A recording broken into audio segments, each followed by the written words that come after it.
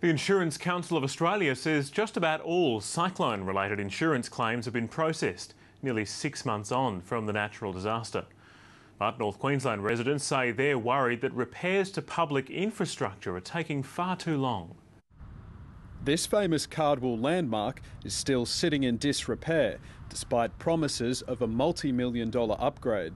It's a fairly basic facility for a lot of towns, but it really represents a focal point for families and fishing, not only for residents but for holiday makers in our areas. Locals have been told the $9 million reconstruction of the foreshore is still 2 years away.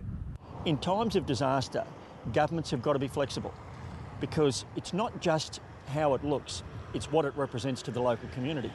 In the months following the summer of disasters, insurance companies were swamped with about 126,000 claims. More than half of those came from the cyclone alone. Well, there have been about 70,000 claims made since the event, and that's on top of the around 55,000 claims made for the Queensland flood events.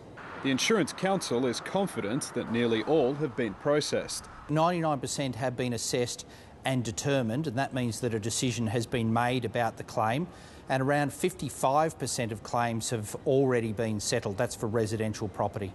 Cardwell's prawn farm is one of the businesses showing signs of recovery. These are some of the first batches ready for exporting after the company was set back 6 months and $2 million.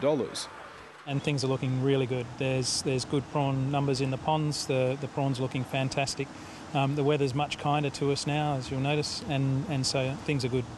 And Cardwell's always been one of the best access points to Hinchinbrook Island, but there's been no dredging at the port since the cyclone, leaving skippers and tourists high and dry. But local spirits have been buoyed, with hundreds of caravanning tourists still piling through town.